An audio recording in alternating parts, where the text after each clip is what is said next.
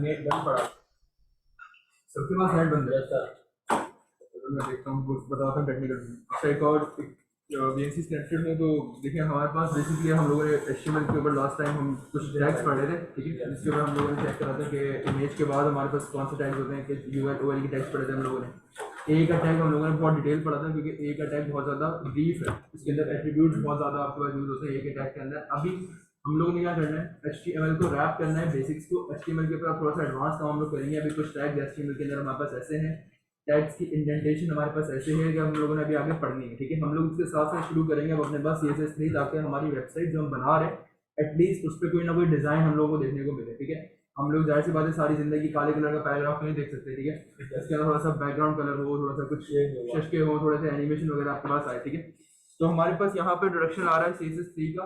CSS3 again मैं बता दूं कि लेटेस्ट तरीन वर्जन है CSS का, और HTML5 आपके पास लेटेस्ट तरीन वर्जन है HTML का, जो अभी आप लोग पढ़ रहे हो करेंगे, ठीक है। तो इसको अपने दिमाग में याद रखिएगा। दूसरी बात यह है कि अगर आप CSS3 की बात करते हो तो मैंने आपको अगेन बताया है CSS3 सिर्फ और सिर्फ आपके पास स्टाइलिंग के तौर पे काम करेगी। किसी बटन के क्लिक पे कोई काम परफॉर्म नहीं होगा, सिर्फ उस बटन का कलर कैसा होगा, उसका बैकग्राउंड कलर कैसा होगा, उसके ऊपर कोई एनिमेशन लगी हुई होगी या नहीं लगी हुई होगी, ये सिर्फ बताती है CSS, इसके अलावा कुछ नहीं बताती। तो CSS का यहाँ पे भी हमारा मेन मोटिव है ना, वो यही है कि CSS का सिंटैक्स क्या है, कितने टाइप की CSS होती है हमारे पास, कौन सी CSS कब लगानी है, कैसे लगानी है, ये हम लोगों ने आज डिस्कस करना है अपने पास। वो किस तरीके से करेंगे हम लोग अपने पास चेक करते हैं। देखिए सबसे पहले उन्होंने यहाँ पे बताया हुआ कि भाई CSS की फुल फॉर्म आपके पास कैस्केडिंग स्टाइल शीट है, ठीक है। इसको अपने यहाँ पे ना एक नोट पैड खोल लें, उसको नोट डाउन कर लिया करें कुछ बुलेट पॉइंट्स बना के। अगर इवन आपके पास कॉपी नहीं है ना तो उसको नोट डाउन कर लें अपने पास वहीं नोट पैड के ऊपर, जहाँ पर जो CSS की बेसिक तरीन चीज़ें ना वो याद रख लें कि CSS का लेटेस्ट तरीन वर्जन कौन सा चल रहा है। ये चारों लिख लिया था। नहीं, ये चारों नहीं लिखना, जो बता रहा हूँ ना बस खाली वो। CSS की फुल फॉर्म लिख लो अपने पास, कैस्केडिंग स्टाइल शीट, ठीक है। CSS के ऊपर हम लोग काम किस तरीके से करते हैं, कितने टाइप की CSS होती है, जरा वो लिख लें। एक हमारे पास होती है इंटरनल, एक्सटर्नल और इनलाइन, ठीक है। इसको अपने दिमाग में बिठा लें या फिर नोट पैड पे लिख लें।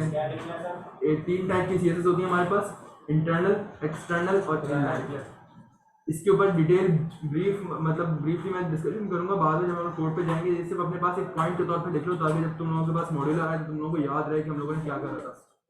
एक और चीज़, जब हम काम करते हैं अपने पास CSS के ऊपर, तो CSS को अपने डॉक्यूमेंट में लगाने के हमारे पास 3 तरीके का होता है। अभी मैंने आपको CSS की 3 टाइप्स बताई थी, कौन कौन सी थी, किसी को याद है? जबरदस्त। इंटरनल, एक्सटर्नल और इनलाइन बेसिकली आपके पास CSS की टाइप्स होती हैं 3। इसको अपने डॉक्यूमेंट में लगाने का, डॉक्यूमेंट से मुराद जब भी कभी यहाँ पे डॉक्यूमेंट का वर्ड यूज होगा, इस इंटरनल, एक्सटर्नल और इनलाइन, जब भी कभी यहाँ इनलाइन एक लाइन, जब भी कभी आपके पास यहाँ पे डॉक्यूमेंट का वर्ड यूज होगा ना, तो इससे आप लोगों ने ये समझना सीधा सीधा कि डॉक्यूमेंट का मतलब है आपके पास .html की, क्योंकि यहाँ पे डॉक्यूमेंट का मुराद वर्ड का डॉक्यूमेंट नहीं है। हम लोग वर्ड बेशक पढ़ के आ चुके हैं, लेकिन यहाँ पे वर्ड वाला कोई सीन नहीं है। इसके बाद हम लोगों ने क्या करना है, थोड़ा सा इंट्रोडक्शन हम लोगों ने बेसिक CSS का लिया था कि CSS किस तरीके से आपकी वेबसाइट को मजीद एनहांस कर सकती है। उसके ऊपर आपके पास इस किस्म का ये जैसे लेआउट बना हुआ है ना आपके पास पूरा कलरफुल, अगर यही मैं अपने पास HTML के ऊपर बनाऊं तो HTML बनाते हुए मुझे बिल्कुल भी अट्रैक्टिव फील नहीं होगा, ठीक है। CSS में बहुत सारे कॉन्सेप्ट ऐसे हैं जो अभी तक हम लोग पढ़ते हुए आ रहे हैं रियल लाइफ के अंदर, लेकिन हमने उसको कन्वर्ट नहीं करा ग्राफिकली, ठीक है। तो CSS जो है यूँ समझ लो आपके पास। अच्छा, एक और चीज़, CSS का एक बूटस्ट्रैप नाम का एक फ्रेमवर्क है जो आप लोगों ने फौरन इसके बाद पढ़ना है, यानी कि जावास्क्रिप्ट खत्म होगी उसके बाद फौरन आपके पास बूटस्ट्रैप आ जाएगा। उस वक्त आप फिर ये बोलोगे कि सर CSS क्यों पढ़ा दी गई है, हमें पहले ही बूटस्ट्रैप पढ़ा देते हैं और ये लो। तो हमेशा याद रखिएगा, कोर लैंग्वेज जब तक नहीं सीख सकते आप तब तक उसका बूटस्ट्रैप का यानी कि उसका जो फ्रेमवर्क आ रहा है आपके पास वो भी नहीं सीख पाओगे, ठीक है। तो कोर लैंग्वेज के ऊपर मेहनत करनी बहुत ज़्यादा। अगर CSS समझ में नहीं आई तो फिर इसका मतलब है कि बूटस्ट्रैप भी बड़ा मसला करेगी आप लोगों के लिए। तो हमारे पास CSS के जो कुछ वर्जन है वो उन्होंने लिस्ट डाउन करे हुए हैं। आई होप यहाँ से तुम लोग चेक कर लोगे। अब इन्होंने क्या करा हुआ है, नीचे मॉड्यूल्स के अंदर ये बताया हुआ है कि CSS लगती किस तरीके से। तो रादर देन कि मैं आप लोगों को यहाँ पे पढ़ के बता दूं रीड करके कि CSS कैसे लगती है, मैं आपको प्रैक्टिकली करके दिखा देता हूँ कि ये काम किस तरीके से होता है और CSS का बेसिक मतलब क्या है आपके पास। मैंने यहाँ पे विजुअल स्टूडियो कोड खोला हुआ है अपने पास अपना फोल्डर। आई होप यहाँ तक तो सबको क्लियर होगा कि फोल्डर कैसे खुलता है विजुअल स्टूडियो कोड पे। मैंने यहाँ पे अपने पास जाकर एक नई फाइल ली index.html के नाम से। अगेन कुछ बच्चों का ये भी सवाल था कि सर क्या index.html के नाम से बनेगी पहली फाइल, ये प्रिफर्ड वे है। और आपके ई प्रोजेक्ट के अंदर जब भी आप काम करोगे, ई प्रोजेक्ट आपके पास जब भी आएगा उसका जो पहला पेज होगा होम पेज, उसका नाम आप क्या रखोगे, ये बहुत ज्यादा प्रोफेशनल तरीके का है। अगर आप यहाँ पर home.html रख दे तो फाइल तो बन जाएगी, लेकिन मसला ये है कि जब आप उसको लाइव करोगे ना तो आपका यूआरएल खराब हो जाएगा। ठीक है, आपने देखा होगा ना abc.com लिखते हैं तो फौरन होम पेज खुल जाता है। अगर आपने home.html के नाम से बनाई होगी ना अपनी फाइल, तो वहां पे आपको लिखना पड़ेगा abc.com/home.html, क्योंकि जो index.html की फाइल होती है ना, बाय डिफॉल्ट ब्राउजर समझता है कि हमारा होम पेज है और डायरेक्ट इसी को खोलता है। ठीक है, तो हमारे पास index.html की फाइल आ गई यहाँ पर। उसके बाद हम लोग अपना HTML का बॉयलर टेम्पलेट लेते हैं बेसिक। इस बॉयलर टेम्पलेट के अंदर अभी तक हम लोगों ने क्या काम करा था, पैराग्राफ, हेडिंग्स, इमेजेस वगैरह हम लोगों ने लगा के चेक करी थी किस तरीके से काम होता है। एक कॉन्सेप्ट मैंने आपको बताया था कि टैग की इंडेंटेशन क्या होती है, किसी को पता है कहानी? मैंने वर्ड लिखा था बोर्ड पे आस-पास में, इंडेंटेशन। टैग के अंदर टैग आ जाना, इसको कहते हैं हम लोग अपने पास इंडेंटेशन। यानी कि टैग है आपके पास एक पैराग्राफ का, उसके अंदर एक और टैग आ जाना आपको, इसको कहते हैं इंडेंटेशन। इसकी मैंने मिसाल दी थी आपको यूएल और ओएल समझा के।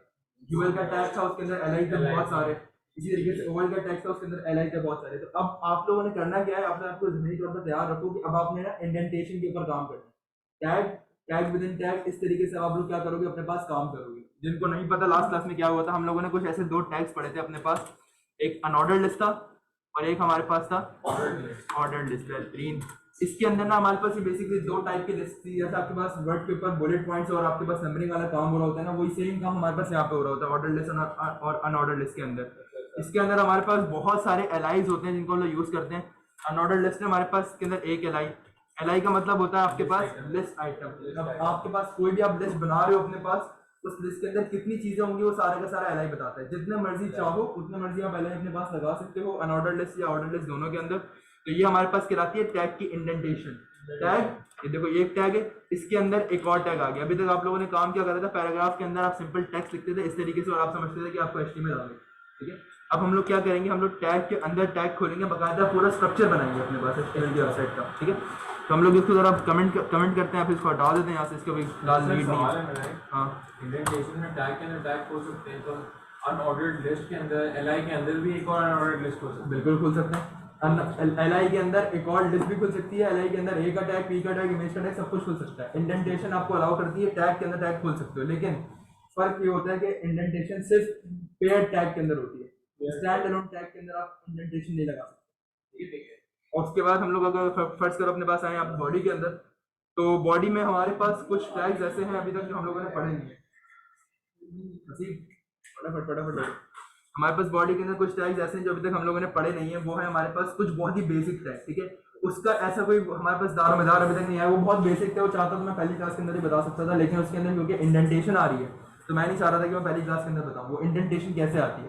फर्स्ट करो मेरे पास कोई पैराग्राफ है, इसको मैंने बोल्ड करना है।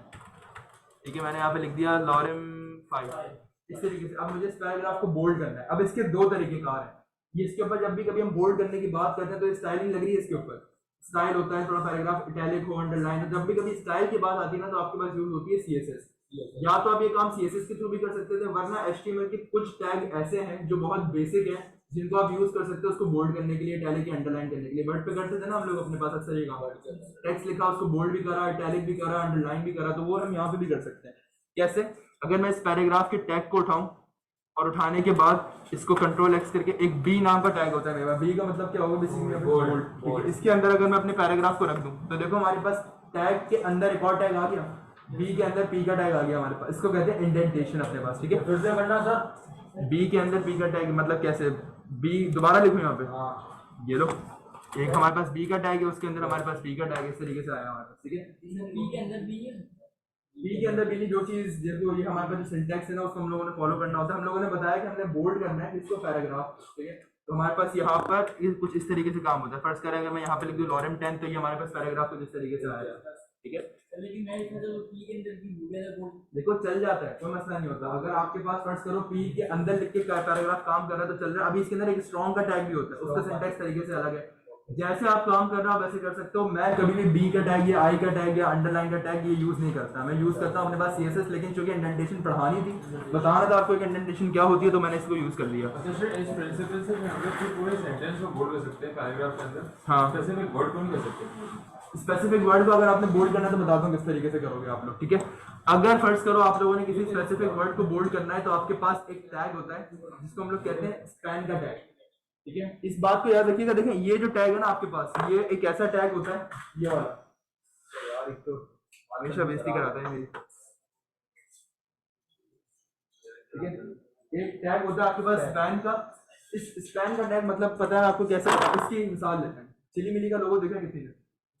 चिली मिली का लोगो तो देखा होगा, सारे बर्गर तो नहीं हो यहाँ पे, ठीक है। अच्छा भाई, चिली मिली के लोगो के अंदर एक आपने देखा होगा, एक वर्ड रेड से लिखा हुआ होता है, एक ग्रीन से लिखा हुआ होता है। अब है वो एक वर्ड, लेकिन उसके अंदर आधे वर्ड का कलर अलग है और आधे जो उसका सेंटेंस वर्ड है उसका कलर हमारे पास अलग है। ये जो कहानी आपके पास होती है ना HTML के अंदर, अगर आप ये करना चाहो तो आप ये करते हो स्पैन के टैग के थ्रू। क्योंकि देखो होता क्या, अगर आप इसी की चिली मिली की मिसाल लो तो ये है तो एक ही वर्ड चिली मिली, ठीक है।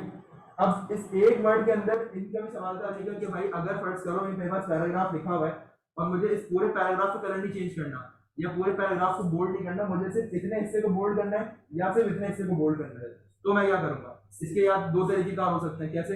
इसको आप अलग पैराग्राफ में लिख दो, इसको अलग पैराग्राफ में लिख दो, लेकिन वो बात हमारे को हजम नहीं होगी। ठीक है सर, सिमेंटिक मार्कअप के हिसाब से तो फिर ब्राउज़र को नहीं समझ आएगा एसईओ के लिए कि कॉन्टेक्स्ट क्या है। एग्जैक्टली, इसलिए हमारे पास ब्राउज़र हमारे पास HTML5 ने टैग इंट्रोड्यूस करा है स्पैन का। स्पैन का जो टैग है ना, जैसे अभी तक आप लोग क्या पढ़ते हुए आ रहे हो, टी का टैग पढ़ते हुए आ रहे हो, इमेज का टैग पढ़ते हुए आ रहे हो, उस हर टैग की ना अपनी खुसूसियत है। स्पैन की कोई खुसूसियत नहीं। स्पैन सिर्फ क्या करता है कि फर्स्ट तो आपके पास एक पैराग्राफ लिखा हुआ है, आपने इतना हिस्सा अलग करना है पैराग्राफ का, चिली वाला या मिली वाला जो भी आप हिस्सा है वो अलग करना है अपने पास, तो आप क्या यूज करोगे अपने पास? अब फर्स्ट करो, मैं बोलता हूँ कि भाई मेरे पास ये पूरा पैराग्राफ लिखा हुआ है, इसके अंदर से ये वाला जो हिस्सा है इसको बोल्ड कर दो, तो आप क्या करोगे? अब मुझे ये वाला हिस्सा अलग करना है, तो कौन सा टैग यूज होगा मेरे पास? स्पैन। इसके अलावा कोई काम नहीं करता। स्पैन सिर्फ डिफरेंशिएट करता है दो चीजों को आपस में, ठीक है। अब कैसे होता है काम, मुझे चेक करें।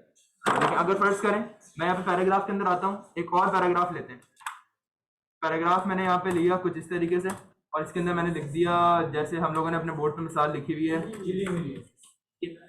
अब यहाँ पर आने के बाद अगर ठीक है, अगर यहाँ पर आने के बाद मैं चेक करूँ तो मेरे पास पैराग्राफ पूरा का पूरा लिखा हुआ है। अगर फर्ज करें मैं इस पैराग्राफ को कुछ इस तरीके से काम कर दूं कि मैं बी के टैग के अंदर लिख दूं ऐसे, इसका मतलब क्या होगा कि मेरा पूरा का पूरा पैराग्राफ क्या हो जाएगा? बोल्ड हो जाएगा।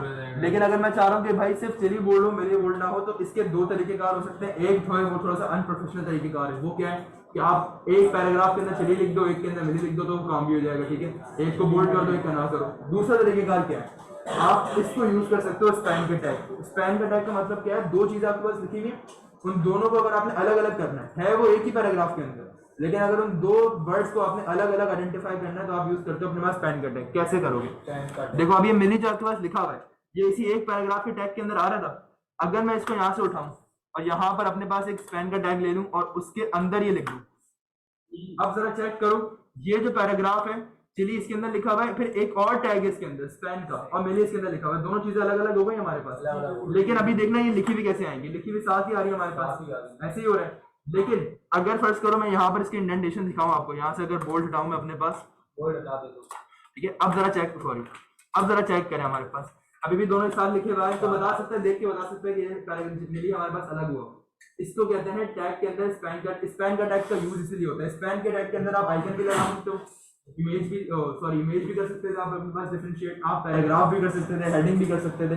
बस यूँ समझ लो कि कोई चीज आपके पास एक लाइन में लिखी हुई है और आपको एक सेक्शन के ऊपर काम करना है उसमें, तो आप क्या करोगे? उस सेक्शन को अलग कर दोगे यूजिंग कौन सा टैग? स्पैन का टैग, ठीक है। अब देखो यहाँ पर अगर फर्स्ट करो हमारे पास स्पैन है, ये स्पैन किस तरीके से हमारे पास अभी तक पैराग्राफ किस तरह बोल्ड होता था? 20 है। तो हमारे पास अगर फर्स्ट करो ये यहाँ से हम लोग इसको कॉपी कंट्रोल एक्स करें और यहाँ पे बी दबा के हम लोग यहाँ पे करते हैं कुछ इस तरीके से, क्या होगा? बोल्ड तो होगी, लेकिन कौन सी चीज होगी? अगर यहाँ पर आते हैं हमारे पास चेक करो, हम लोग अगर स्पैन वाले स्टेप को अवॉइड करेंगे तभी तो फंक्शनैलिटी सेम है। एग्जैक्टली, फंक्शनैलिटी सेम है। लेकिन अब देखो होगा क्या कि जब तुम अपने पास इसके ऊपर सीएसएस लगाओगे, फर्स्ट करो तुमने चिली का कलर चेंज करना है, तुम जब भी कभी इसके ऊपर सीएसएस लगाओगे तुम्हें चिली के ऊपर अलग लगानी पड़ेगी और वो दूसरे एलिमेंट के ऊपर तुम्हें अलग लगानी पड़ेगी। अब स्पैन के टैग में क्या हो रहा है? स्पैन का पूरा टैग जरा चेक करो किस टैग के अंदर आ रहा है आपके पास? पी के टैग के अंदर। अगर मैं फर्स्ट कल को बोलता हूँ कि भाई पैराग्राफ के टैग के ऊपर मैंने कोई सीएसएस लगाई, तो क्या वो दोनों के ऊपर अप्लाई होगी? दोनों के ऊपर नहीं, क्यों नहीं होगी? स्पैन का टैग किसके टैग के अंदर है? तो होगी, इंडेंटेशन के तहत तो होगी हमारे पास, क्योंकि देखो पैराग्राफ का टैग ये ना यहाँ शुरू हो रहा है, यहाँ खत्म हो रहा है। ये जो स्पैन का टैग आ रहा है किसके अंदर आ रहा है? पैराग्राफ के अंदर। अगर फर्स्ट को कल को मैं फर्स्ट करो चेंज करता हूँ, पैराग्राफ का कलर ग्रीन करता हूँ, तो स्पैन का टैग का कलर ग्रीन नहीं होगा। हाँ, अगर फर्स्ट करो मैं ये चाह रहा हूँ कि पैराग्राफ का कलर मैंने ग्रीन कर दिया, तो इसके साथ भी इसका कलर क्या हो जाएगा मेरे पास? ग्रीन। अगर मैं चाह रहा हूँ कि इसका कलर मेरे पास रेड हो जाए तो हो सकता है, क्यों? क्योंकि मैंने क्या लगा दिया यहाँ पे, स्पैन लगा दिया। चाहूँ तो अलग कर सकता हूँ, लेकिन अगर मैं पैराग्राफ का कलर पहले चेंज करूंगा तो उसके साथ भी हो जाएगा, ठीक है। अलग डिफरेंशिएट भी मैं अपने पास कर सकता हूँ। आई होप स्पैन का टैग क्लियर होगा सबको। कोई हाँ, मैं तो फिर बाद में बताता हूँ ग्रुप पे। अच्छा भाई, तो हमारे पास यहाँ पर स्पैन के टैग के अंदर कुछ काम इस तरीके से हो रहा था कि अगर आपने फर्स्ट करो कोई भी एक लाइन के अंदर कोई स्पेसिफिक वर्ड को अलग करना है तो आप काम यहाँ पे इसके थ्रू कर सकते हो। इसी तरीके से हमारे पास बहुत सारे टैग होते हैं। आई का टैग होता है अंडरलाइन के इटैलिक के लिए, यू का टैग होता है अंडरलाइन के लिए, तो वो आप अपने पास चेक कर सकते हो। अपने पास बहुत बेसिक टैग्स हैं, वर्ड वाले टैग ही है हमारे पास, इतना कोई खास सीन नहीं है। बस इस बात को याद रखना कि टैग के अंदर टैग बहुत ऐसा यूं समझ लो कि आपके पास ये सिलसिला जो है ना चलने वाला है, और ये वाली तो कहानी बहुत ज्यादा होगी आपके पास।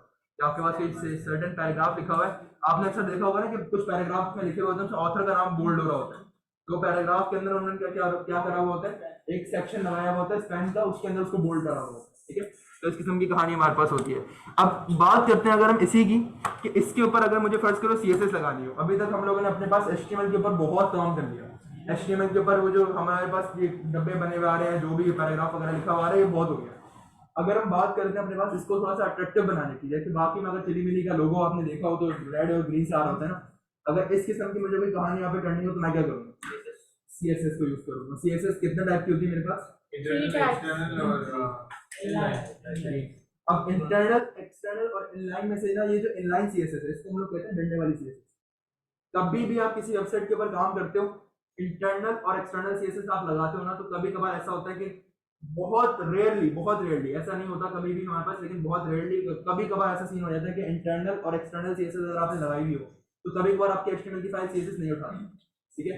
हम लोग क्या करते हैं, फिर हम लोग लगाते हैं इनलाइन CSS। इनलाइन CSS को कहते हैं डंडे वाली CSS, इसलिए कि वो जब भी कभी लगाओगे चलेगी। कभी भी आपने इनलाइन CSS लगा दी, इसका मतलब है कि उसमें चलना लाजमी है, वो रुक नहीं सकती, ठीक है। इंटरनल और एक्सटर्नल, इनलाइन से मेरा क्या मुराद है, यहाँ पे जरा चेक करो। इनलाइन का मतलब होता है कि एक ही लाइन के अंदर, अगर आप जरा चेक करो, मेरे पास एक पैराग्राफ है, यहाँ पे मैंने लिख दिया फर्स्ट करो कोई लॉरेम फाइल, एक सिंपल पैराग्राफ लिया। अगर मैं कहता हूँ कि इसके ऊपर इनलाइन CSS लगा दो, इनलाइन से तुम्हारे दिमाग में क्या जा रहा होगा, मतलब टैग के अंदर ही लग रही है, इसी लाइन के अंदर, मतलब इसी लाइन के अंदर हम लोगों ने बेसिकली लगाना है, काम करना है, ठीक है। तो हमारे पास जब भी कभी इनलाइन से मुराद आएगी, इसका मतलब ये कि किस टैग के ऊपर आपने काम करना है, उस टैग के अंदर यहाँ पे आप CSS लगाओगे, इसके बाहर नहीं जाओगे। इंटरनल का क्या मतलब होता है, इंटरनल का मतलब होता है आप CSS लगाते हो लेकिन इनलाइन नहीं लगाते। इनलाइन के अलावा कहाँ लगाते हो, इस पूरे डॉक्यूमेंट में कहीं पे भी, ठीक है। इसको लगाने का तरीकेकार क्या है, पूरे डॉक्यूमेंट में कहीं पे भी आप CSS लगाओगे, इसका मतलब क्या होगा, इंटरनल CSS। वो इनलाइन नहीं कराएगी, इनलाइन सिर्फ कौन सी कराएगी, जो आपके टैग के ऊपर लगेगी, ठीक है। अगर आप टैग के ऊपर CSS नहीं लगाते डायरेक्टली, तो आप अपने डॉक्यूमेंट में कहीं पे भी CSS लगा सकते हो। और कैसे लगाओगे, आप अपने पास CSS लगाने का तरीकेकार है, इसको हम लोग फॉलो करते हैं, और ये तरीकेकार आपको भी फॉलो करना है। किसी भी इंडस्ट्री में जाओगे, सॉफ्टवेयर हाउस में जाओगे, CSS जो इंटरनल लगती है वो हमेशा लगती है टाइटल के टैग के बाद। ये कुछ चीजें ऐसी हैं जो आपको पता होनी चाहिए बिफोर स्टार्टिंग CSS का सिंटैक्स अभी हम लोग डिस्कस कर ही नहीं रहे, हम लोग सिर्फ ये समझ रहे हैं कि इनलाइन CSS कब लगती है, इंटरनल CSS कब लगती है, कैसे लगती है, और एक्सटर्नल कैसे लगती है। जो भी CSS आपके पास आपके टैग के ऊपर लगेगी, वो कौन सी CSS कहलाएगी, इनलाइन CSS। अगर यही CSS मैं यहाँ ना लगाऊं और टाइटल के टैग के बाद लगा दूं यहाँ पर अपने डॉक्यूमेंट के अंदर, डॉक्यूमेंट में रहते हुए, तो वो क्या होगी मेरे पास, इंटरनल। और एक्सटर्नल क्या होगी, बाहर। अगर फर्स्ट करो मैं अपने पास कोई फाइल बनाता हूँ CSS की अलग से, और उसको मैं लिंक करा देता हूँ किससे, अपने HTML से। जैसे ही मेरी CSS मेरे HTML से लिंक हो गया, मेरी CSS की अलग फाइल बनी हुई थी बाहर, जैसे ही वो इससे लिंक होगी मेरे HTML से, वो क्या बन जाएगी मेरे पास, एक्सटर्नल CSS। इंटरनल का मतलब क्या है कि आपके HTML के डॉक्यूमेंट के अंदर ही आप CSS पे कोड करोगे। एक्सटर्नल का मतलब क्या होता है कि आप यहाँ पर अपने पास एक फाइल बनाओगे, किस एक्सटेंशन के, .css से। अभी हम लोग अपने पास जब HTML की फाइल बनाते थे तो एक्सटेंशन क्या होती थी हमारे पास, .html। जब हम CSS पे काम करेंगे तो एक्सटेंशन हमारे पास क्या होगी, .css। तो इस तरीके से जब भी कभी आप अपने पास फाइल बनाओगे एक्सटर्नल, तो वो क्या कहलाएगी आपके पास, एक्सटर्नल CSS, ठीक है। अब एक्सटर्नल CSS आपके पास तब तक काम नहीं करेगी जब तक आप उसको लिंक नहीं कराओगे यहाँ पे। लेकिन अगर मैं इंटरनल लगाता हूँ CSS, तो क्या मुझे इसको लिंक कराने की जरूरत है, नहीं कराने की, बिल्कुल पॉसिबल। यार बेसिक लॉजिक है हमारे पास कि भाई अगर मैं अपने डॉक्यूमेंट के अंदर ही कोई चीज लिख रहा हूँ तो मुझे लिंक कराने की क्या जरूरत है, डायरेक्ट काम हो रहा है। अगर मैं इनलाइन लिखता हूँ तो क्या मुझे लिंक कराने की जरूरत है, इनलाइन के अंदर भी नहीं। सिर्फ एक्सटर्नल एक ऐसा केस है आपके पास जिसके अंदर आप लिंक कराओगे, उसके अलावा नहीं। तो हम लोग क्या करते हैं, अपने पास जरा चेक करते हैं इनलाइन CSS किस तरीके से लगती है।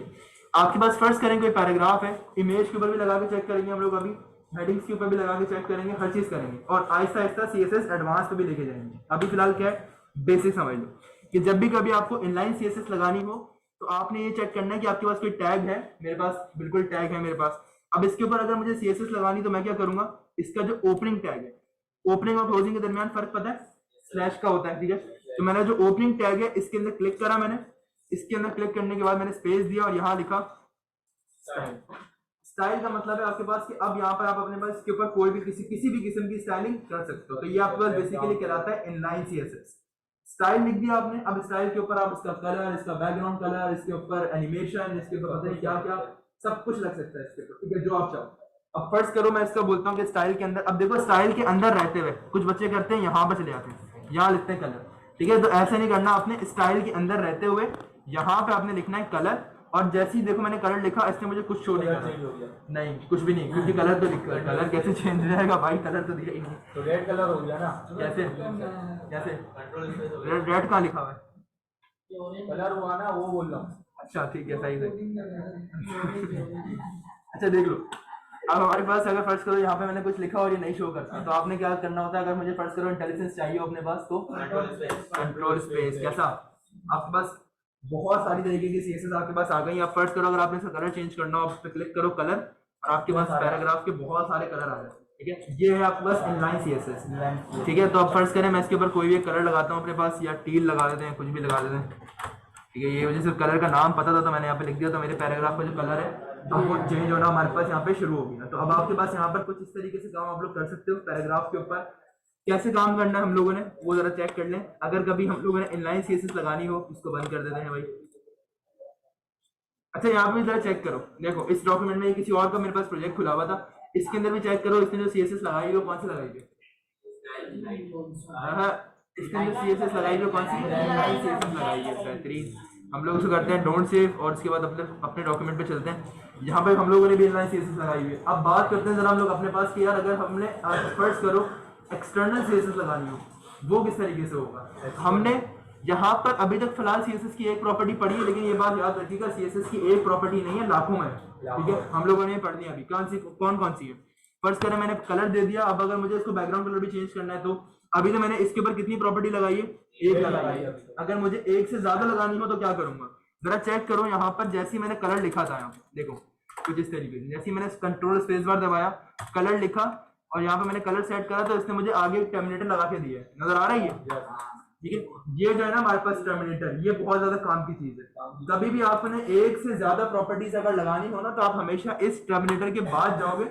टर्मिनेटर के बाद जाकर जरा चेक करो, मैं इसी इन्वर्टेड कॉमा के अंदर हूँ अभी तक, ठीक है। इस इन्वर्टेड कॉमा के अंदर मैं क्या करूंगा, बस यहाँ लिखूंगा बैकग्राउंड और उसका बैकग्राउंड कलर भी चेंज कर देंगे, कुछ भी इस तरीके से कर देंगे, कुछ ऐसा, ठीक है। तो हमारे पास यहाँ पर हमारा जो पैराग्राफ है वो कुछ इस तरीके से स्टाइल होना शुरू हो गया आपके पास, ठीक है। अब अगर फर्स्ट करो इस पेज को, हाँ पेज को भी कलर चेंज करते हैं, रुक जाओ भाई। हम लोग अपने पास फर्स्ट करो अगर अपने पास बात करते हैं पैराग्राफ को लेफ्ट राइट मूव करने की, वो किस तरीके से होगा, कंटेंट मूव किस तरीके से होगा। आपने देखा होगा ना अक्सर वेबसाइट पे कुछ चीजें लेफ्ट पड़ी होती है, कुछ चीज राइट में पड़ी हुई होती है, वो किस तरीके से होगा। अगर मुझे अपने पैराग्राफ को मूव करना है, उसका एक तरीकेकार क्या है, मेरे पास सीएसएस की प्रॉपर्टी ही यूज होगी। अब इसी टैग के अंदर रहते हुए मैं क्या करता हूँ, यहाँ पे अपने पास लिख देता हूँ, एक प्रॉपर्टी होती है मेरे पास फ्लोट की। ये प्रॉपर्टीज याद नहीं करनी, रट्टे नहीं मारने, इनको आहिस्ता आहिस्ता सिर्फ अपने पास क्या करना है, अपनी नजरों के सामने रखो कि हाँ एक प्रॉपर्टी ये भी होती है, बैकग्राउंड कलर भी होता है, कलर भी होता है, फ्लोट भी होता है। तो मैंने यहाँ पे लिखा फ्लोट, और फ्लोट के बाद अगर मैं यहाँ लिख दूं राइट, इसका मतलब क्या होगा, मेरा पैराग्राफ कहाँ चले जाएगा, राइट साइड के ऊपर चले जाएगा। सी नजर आ रहा है, पैराग्राफ हमारे पास राइट साइड के ऊपर आ गया। अगर फर्ज करें मैं यहाँ पे कर देता हूँ लेफ्ट, तो मेरा पैराग्राफ किस जगह पे आ रहा है, लेफ्ट साइड के ऊपर आ रहा है। ये फर्क है आपके पास कि अगर आप फर्ज करो पैराग्राफ के ऊपर काम करते हैं तो वो कुछ इस तरीके से काम करेगा आपके पास, ठीक है। बिल्कुल इसको बीच में भी कर सकते हैं, लेकिन फिर उसके लिए हमारे पास फ्लोट की प्रॉपर्टी यूज नहीं होती, उसके लिए हमारे पास प्रॉपर्टी यूज होती है ये वाली। फ्लोट की जगह हम लोग यहाँ पे लिखते हैं टेक्स्ट अलाइन, और यहाँ पे देखो नजर आ रहा है सेंटर।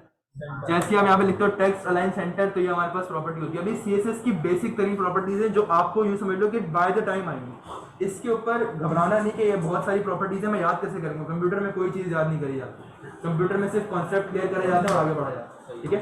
अब हमारे पास यहाँ पे टेक्स्ट अलाइन सेंटर की प्रॉपर्टी थी, तो हमारे पास जो पैराग्राफ था हमारा वो किसमें आ गया, सेंटर के अंदर आ गया। अब ये जो बैकग्राउंड कलर कभी फैल रहा है कभी रुक रहा है, तो ये आपको बताता हूँ ये क्यों हो रहा है। ये बेसिकली मार्जिन और पैडिंग का कॉन्सेप्ट है। आपने देखा होगा जब मैं लेफ्ट पे करा था पैराग्राफ, तो मेरा जो बैकग्राउंड कलर है वो सिर्फ पैराग्राफ तक रहेगा, ठीक है। अब मैंने सेंटर में करा है तो मेरा बैकग्राउंड कलर पूरे पे फैल गया। ये मार्जिन और पैडिंग के कॉन्सेप्ट है जो हम लोगों ने आगे पढ़ने हैं अभी, तो इसकी घबराने की जरूरत नहीं है। अभी फिलहाल क्या करो, खाली एंजॉय करो जो चीज बन रही है, खाली इसको खैर बस एंजॉय करने वाली काम तो नहीं है खैर ये, लेकिन फिर भी कर लो भाई, ठीक है। फर्स्ट करो इसको बगैर पैराग्राफ में समझते हैं। एक्वा की जगह इसको कर देते हैं टील, ताकि नजर आ जाए हमें, ठीक है भाई। तुम्हारे पास हमारा पैराग्राफ कुछ इस तरीके से नजर आ रहा है हम लोगों को। अब इस पैराग्राफ के ऊपर इनलाइन सीएसएस तो मुझे लगानी आती है, ठीक है। 12 बताता हूँ इनलाइन सीएसएस कैसे लगती है। इसको अगर मैं हटाऊं अपने पास, मैंने सबसे पहले अपने पास क्या चीज़ ओपन करनी होती है, स्टाइल। स्टाइल के अंदर रहते हुए यहाँ पर मैं अपने पास प्रॉपर्टी वगैरह लिख सकता हूँ। फर्स्ट करो बैकग्राउंड कलर हो गया, कलर हो गया। जैसे फर्स्ट करो मैंने यहाँ पे लिखा कलर, और कलर के बाद कंट्रोल स्पेस बार दबाया क्योंकि मुझे जाहिर सी बात है इसके ऊपर सजेशन चाहिए थी।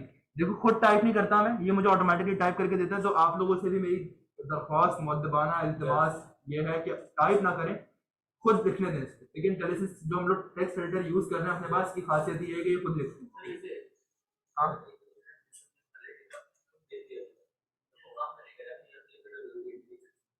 हाँ, इंटेलिजेंस पे क्लिक करना जरूरी है। इंटेलिजेंस पे क्लिक नहीं, बस कंट्रोल स्पेस बार प्रेस करना जरूरी है क्योंकि हम लोग खुद नहीं लिखेंगे। हाँ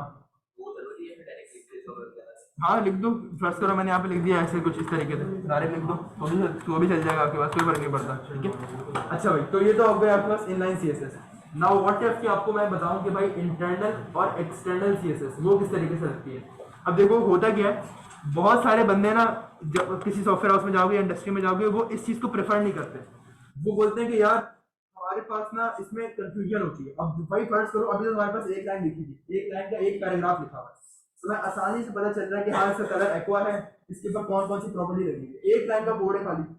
अभी जब फर्स्ट करो इसी कोड को मैं 500 लाइनों के अंदर कन्वर्ट कर दूं और हर लाइन के ऊपर सीएसएस लगा दूं, तुम्हारे लिए बहुत कॉम्प्लेक्स रहेगा समझना सीएसएस को। तो हमारे पास जो प्रोग्रामर्स होते हैं ना, वो क्या करते हैं, वो बोलते हैं कि भाई ये तरीकेकार सही नहीं है, ये आप तब लगाओ जब बहुत ज्यादा रेयर सिचुएशन हो। मैंने आपको बताया ना इनलाइन कब लगती है हमारे पास, डंडे वाली इनलाइन हमारे पास तब लगती है जब हमारे पास कोई और सीएसएस काम ना कर रही, ठीक है। तो ये हमारे पास तरीकेकार है लगाने का, लेकिन इसको हम लोग रखते हैं एंड में, एंड का तरीकेकार है, ठीक है। ये लास्ट लाइन ऑफ डिफेंस है हमारा, ठीक है। उसके बाद इंटरनल और एक्सटर्नल हमारे पास कौन सी होती है वो समझनी है।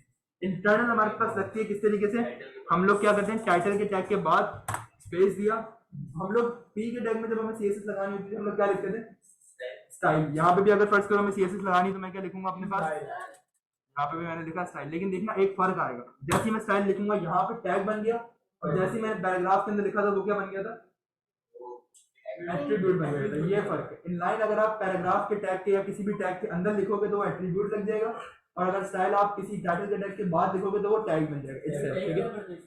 टैग का मतलब है कि अब आप इसके अंदर काम करोगे सारे काम। पहले आप क्या करते थे, स्टाइल के एट्रीब्यूट के अंदर काम करते थे, अब आप टैग के अंदर काम करोगे। ये बस बेसिकली समझ लो सिंटैक्स है सीएसएस का। पूरी बॉडी और इसको लगाने का तरीकेकार भी यही है। देखो याद रखना हमेशा प्रोफेशनल तरीका ये है कि आप इंटरनल सीएसएस को यहीं लगाओ, टाइटल के टैग के बाद हेड के टैग के ऊपर। यही आपके मॉड्यूलर का सवाल भी आता है सीएसएस का कि इंटरनल सीएसएस कहाँ लगती है, या फिर आपसे ये घुमा फिरा के पूछ लेते हैं वो सीएसएस जो हेड के टैग के अंदर लगे उस सीएसएस को क्या कहते हैं। तो बच्चे बड़ा कंफ्यूज होते हैं वहाँ पे, सर ये हेड का टैग क्या होता है, इसके अंदर कैसे सीएसएस लगती है। तो देखो यहाँ पे जरा चेक करो, ये आपका हेड का टैग क्लोज हो रहा है, इसके अंदर आपके पास सीएसएस लगी हुई है। बेसिकली वो इसका पूछ रहा होता है आपसे कि ये वाली कौन सी सीएसएस कहलाती है, ये इंटरनल सीएसएस आपके पास, ठीक है। थोड़ा सा घुमाते हैं आपको मॉड्यूलर के अंदर। अच्छा एक और चीज मॉड्यूलर से याद आ गया, मैंने आप लोगों को कोई क्वेश्चंस शेयर करे, वो क्वेश्चंस लाजमी पढ़ना। आपका ये समझ लो कि अगर आपने बुक नहीं भी पढ़नी तो क्वेश्चंस का रट्टा तो लाजमी है। हाँ क्लास में भी उन क्वेश्चन में से पेपर बहुत ज्यादा आता है, 80-85% पेपर उसी से अच्छा, ठीक है। उसको पढ़ना और आपका एमएस ऑफिस का मॉड्यूल इंशाल्लाह निकल जाएगा। अच्छा भाई, तो यहाँ तक कंफ्यूजन, इधर तक कॉन्सेप्ट कोई क्लियर नहीं हुआ तो पूछ सकते हो, बता सकता हूँ मैं, कोई अगर नहीं समझ में आ रहा है। बेसिक्स खराब ना करना, अगर कोई चीज समझ में नहीं आई तो पूछ लो, वहाँ बुला के पूछ अगर क्लास में नहीं पूछ सकते। हाँ क्या कह रहे हो, इन्वर्टेड कॉमा नहीं लगेगा, नहीं लगेगा, इन्वर्टेड कॉमा के अंदर ही जाके काम करना। अब अगर भाई फर्स्ट रौनक का एक सवाल था जो बहुत अच्छा था, वही कह रहा है कि अगर भाई मैं इस इन्वर्टेड कॉमा के बाहर जाके सीएसएस की कोई प्रॉपर्टी लिखूं तो क्या अप्लाई होगी। नहीं होगी, क्योंकि हमारे पास स्टाइल के टैग के स्टाइल में रहते हुए काम करना पड़ेगा। आप इसी कॉन्सेप्ट को अप्लाई करो यहाँ पर। स्टाइल के टैग मैंने यहाँ पे खोला हुआ है, अगर मैं स्टाइल के टैग के बाहर जाके कोई चीज यहाँ पे लिखूंगा, क्या अप्लाई होगी? नहीं होगी, तो स्टाइल के टैग के अंदर ही आएगा।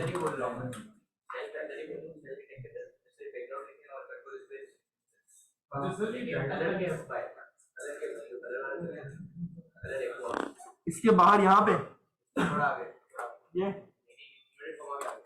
यहाँ ना, हाँ तो बेटा इस स्टाइल के बाहर हो गया ना, देखो ना इन्वर्टेड कॉमा के तो बाहर जा रहे हो आप, ठीक है। तो यही तो सेम कॉन्सेप्ट मैं बता रहा हूँ कि अगर आप टाइटल के टैग के बाहर जाते हो तो काम नहीं करेगा। अब सवाल टाइटल टैग तो क्लोज हुआ है ना, और उसके नीचे स्टाइल का टैग शुरू हुआ है। हाँ, तो अगर ये प्लेसमेंट है तो हम लोग हेड के बाहर भी लगा सकते हैं।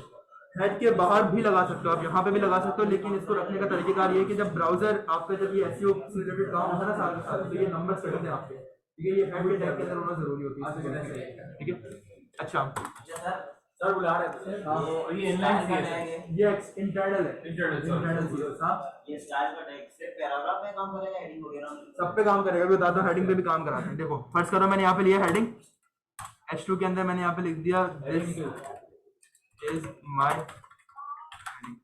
तो फर्स्ट करो यहाँ पे जो बहुत ज्यादा चली मिली हम लोगों ने कर लिया। अब जरा पैराग्राफ या हेडिंग के ऊपर आते हैं। अब हमारे पास स्टाइल के ऊपर हम लोगों ने काम करना। अब देखो मेरा जो पैराग्राफ है उसके ऊपर इनलाइन सीएसएस लगी हुई है, लेकिन मेरी जो हेडिंग है उसके ऊपर मैं इंटरनल सीएसएस कैसे लगाऊंगा वो चेक करते हैं। जब भी कभी आपको किसी चीज के ऊपर इंटरनल सीएसएस लगानी हो ना, तो आपके पास यहाँ पर एक बहुत इंपॉर्टेंट कॉन्सेप्ट यूज होता है सिलेक्टर्स का। सिलेक्टर्स आपके पास क्या होते हैं? ये पीसीबी वाले सिलेक्टर नहीं है आपके पास, ये आपके पास सिलेक्टर होते हैं कुछ इस तरीके के कि आपने कोई टैग बनाया, उस टैग के ऊपर अगर आपने सीएसएस लगानी, तो देखो पहले होता क्या था, मैं सीएसएस लगाता था पी के टैग के ऊपर यहाँ पर, तो मुझे बताना नहीं पड़ता था कि किस टैग के ऊपर सीएसएस लगानी है, क्योंकि मैं लगाई इनलाइन के ऊपर आता, तो सीएसएस को पता चल जाता था कि मुझे कौन से वाले पैराग्राफ कलर चेंज करना है, इस वाले पैराग्राफ का कलर चेंज करना है। लेकिन अब मैं जो अपने पास हेडिंग का ये H2 का टैग खोल रहा हूँ, मैं इसके अंदर सीएसएस नहीं लगाऊंगा, मैं सीएसएस कहाँ लगाना चाह रहा हूँ? यहाँ ऊपर। अब मुझे क्या करना पड़ेगा? मेरा ब्राउजर कंफ्यूज हो जाएगा, वो बोलेगा कि ठीक है भाई आपने सीएसएस लगानी है, लेकिन किस चीज के ऊपर लगानी है ये तो बताओ। तो इसको हम लोग कहते हैं सिलेक्टर। सिलेक्टर का मतलब होता है आपने किसी चीज के ऊपर जाकर उसको ग्रैब कर लिया, सिलेक्ट कर लिया, ठीक है। फर्स्ट तो 18 बच्चे बैठे हैं।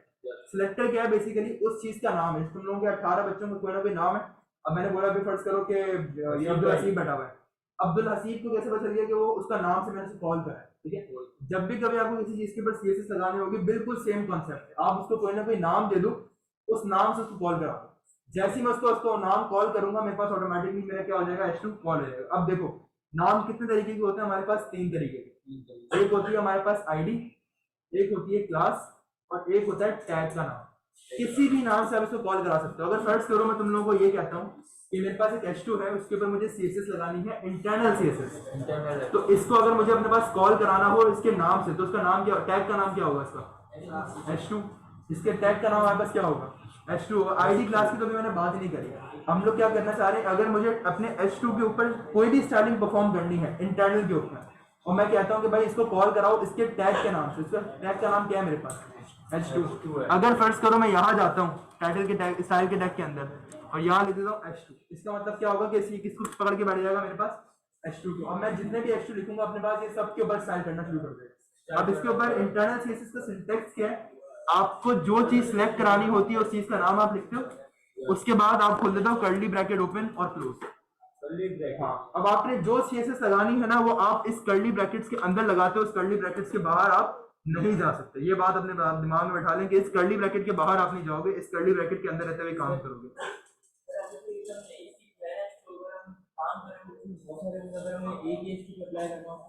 बताता हूँ किस तरीके से होगा। आईडी क्लास का कौन सा टैंकर यूज होता है हमारे पास, ठीक है। अब फर्स्ट करें, हमारे पास ये H2 है। इस H2 के अंदर मैंने बोला कि यार हमारे पास अभी फिलहाल बेसिक प्रॉपर्टीज हम समझ लेते हैं। इसी को बैकग्राउंड कलर हम लोग चेंज कर देते हैं, इसका ब्लू वायलेट कर देते हैं, कुछ भी कर देते हैं, ठीक है। अब जरा चेक करें, मेरे पास हमारा जो H2 है वो सिलेक्ट हो गया,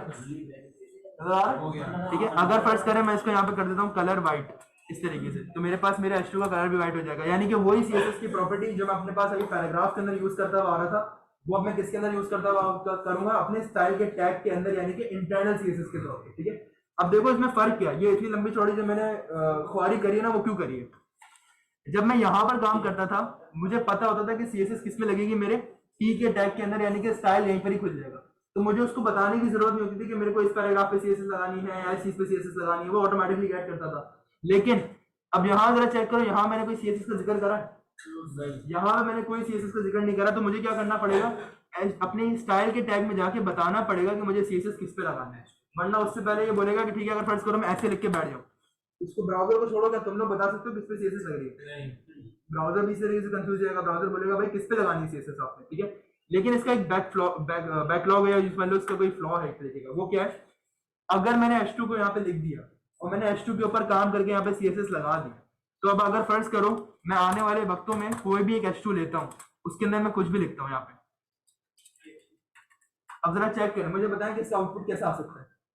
इसका आउटपुट हो जाएगा दोनों जो हमारे पास H2 हमारे लगे हुए हैं, उन दोनों के ऊपर कलरिंग सेम होगी। ठीक है, जरा यहाँ पे चेक करते हैं। देखो ये एक बहुत बड़ा मसला है कि भाई अगर फर्ज करो आपने H2 के ऊपर CSS लगाई, आपने एक H2 लिया तब सही काम कर रही CSS, लेकिन अगर आप दूसरा H2 ले रहे हो वो उसके ऊपर भी अप्लाई करती है। ये मसला है आपके पास, अगर आप टैग का नाम लेके काम करते हो ना अपने पास, तो टैग आपके पास कुछ इस तरीके से काम करता है। अगर फर्ज करो मैं वहाँ H2 की जगह लिख देता P और P का कलर में कर देता रेड, अब मैं अपनी वेबसाइट के ऊपर जितने भी पैराग्राफ यूज करूंगा उनका कलर क्या हो जाएगा? रेड हो जाएगा। व्हाट इफ के भाई मैं चाह रहा हूँ कि मेरे पास सिर्फ एक H2 जो मैंने दिया है उसका कलर चेंज हो, नीचे वाले का कलर चेंज ना हो, बिल्कुल वैसा का वैसा ही। दूसरी वाली पे हम इनलाइन CSS के अलावा इंटरनल CSS में रहते हुए अब वो काम किस तरीके से होगा? हमारे पास यहाँ पर अभी तक आप लोगों ने क्या चेक करा? सिलेक्टर हम लोगों ने एक पढ़ा, कौन सा? Tag name. ये H2 का सिलेक्टर नहीं है। किसी भी चीज के ऊपर आप CSS लगा सकते थे, चाहे वो इमेज हो, चाहे वो बैकग्राउंड इमेज हो, चाहे वो आपके पास कोई पैराग्राफ हो, कुछ भी हो, हर चीज के ऊपर आप इंटरनल CSS लगा सकते थे, सिर्फ क्या कॉल करा के उसका नाम, उसके टैग का नाम कॉल करा के। लेकिन मसला क्या आ रहा है टैग के नाम में कि भाई टैग का नाम एक मरतबा थोड़ी ना कॉल होता है, वो तो बार बार कॉल हो सकता है। एक H2 थोड़ी ना बनेगा मेरे पास तो पता नहीं कितने H2 होंगे मेरी वेबसाइट के ऊपर। लेकिन अगर मैंने यहाँ पे कलर चेंज कर दिया इसका मतलब क्या है कि वो सब पे कर देगा। नाउ व्हाट इफ कि भाई मुझे किसी एक के ऊपर करना है, बाकी के ऊपर नहीं करना, तो उसके लिए मुझे क्या करना पड़ेगा? मेरे पास दो और टाइप के सिलेक्टर होते हैं जिसको हम लोग कहते हैं क्लास और आईडी सिलेक्टर। ठीक है, ये मैं यहाँ लिख देता हूँ ताकि तुम लोगों को पता चल जाए।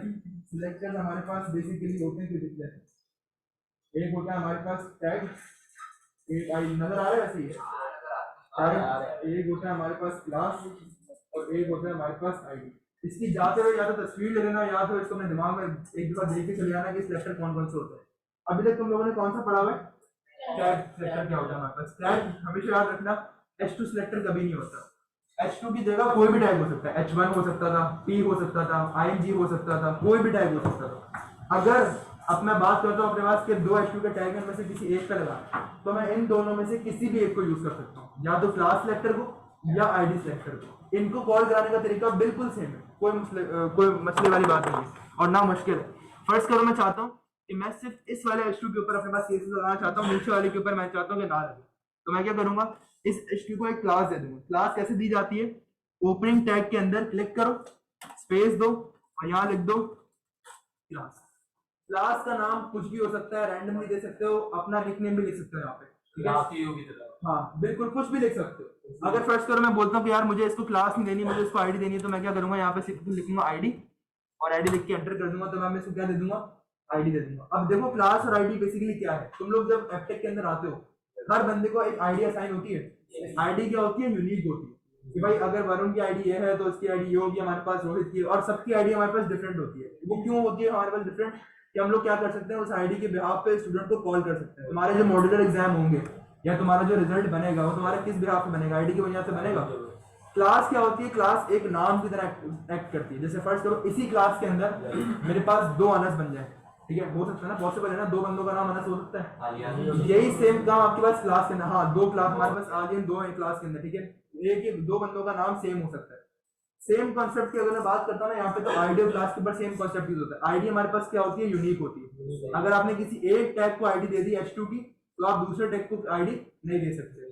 अगर आपने क्लास दे दी उसको, तो आप दूसरे टैग को क्लास उसकी दे सकते हो। ये फर्क होता है। आईडी अगर आपने यूज कर दी एक मरतबा तो आप दोबारा यूज नहीं कर सकते, लेकिन अगर आपने क्लास यूज कर दी तो आप क्लास को जितनी मरतबा चाहो उतनी मरतबा यूज कर सकते हो। अब आईडी क्लास रैंडम नेम होता है, कोई भी रैंडम नेम आप अपने पास दे सकते हो। किस तरीके से?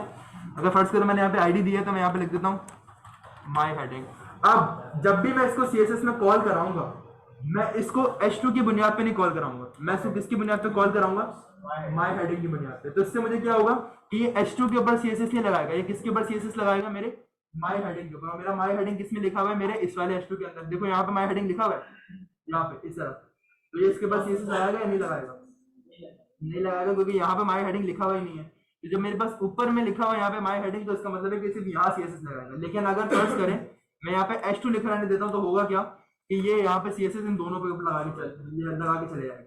अब बात करते हैं सर, अगर कि भाई फर्ज करें मैंने यहाँ पे इसको आईडी दे दी माई हेडिंग के तौर पे, अब इसको कॉल कैसे कराएंगे सिलेक्टर को? सिर्फ आपने क्या करना होता है, जहां पे आपने टैग का नाम दिया है वहां से आप हटे, वहां पे आपने यहाँ पे लिख दिया माई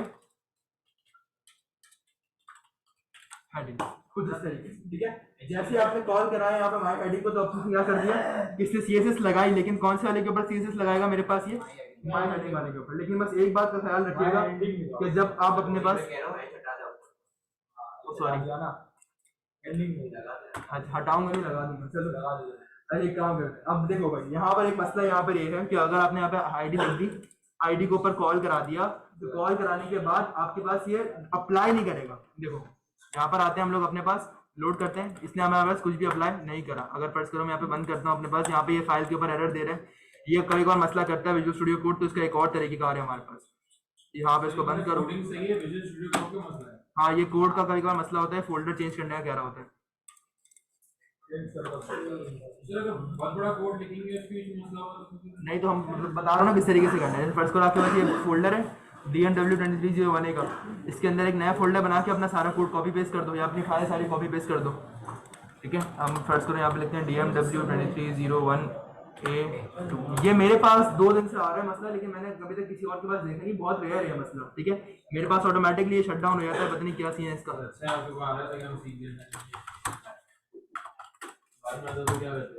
हाँ वैसे ये भी है सर। चले भाई हम लोग यहाँ पर आते हैं इंडेक्स,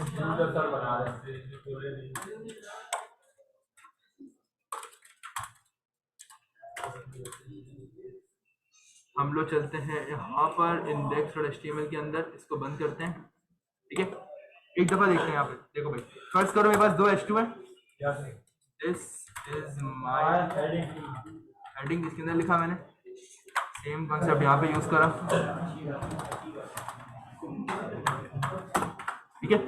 अब जो हम लोगों ने अपने पास जो CSS पढ़ी थी अभी तक, वो कौन सी पढ़ी थी हम लोगों ने, इंटरनल और इनलाइन, 2 तरीके की CSS पढ़ी थी।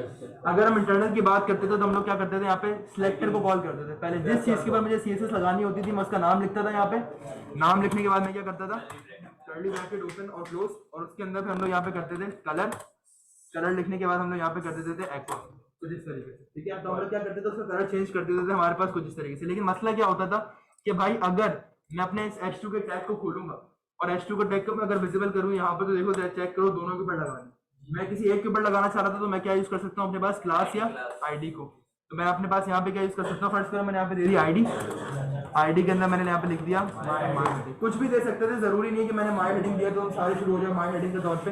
लेकिन अब सीन क्या है कि अगर आपने यहाँ पे माई हेडिंग लिख दिया तो Ctrl+C करो इसको और H2 की जगह यहाँ पे पेस्ट कर दो। अब ये सारी की सारी CSS किस पे अप्लाई करेगा, आपके माई हेडिंग वाले H2 के ऊपर। जरा चेक करो कौन सा वाला H2 कौन सा वाला, ऊपर वाला या नीचे वाला, ऊपर वाला, ठीक है। लेकिन जब भी कभी आप आईडी कॉल करते हो ना, तो हमेशा याद रखना आईडी को कॉल करने का एक सिंबल है, क्लास और आईडी दोनों तरीके से कॉल हो सकता है, लेकिन उसका एक सिंबल है। वो सिंबल क्या है, अगर आईडी कॉल कर रहे हो तो आप लगाना है अपने हैशटैग, अगर आप क्लास कॉल कर रहे हो तो आप लगाओगे अपने पास डॉट शुरू में, हाँ शुरू में।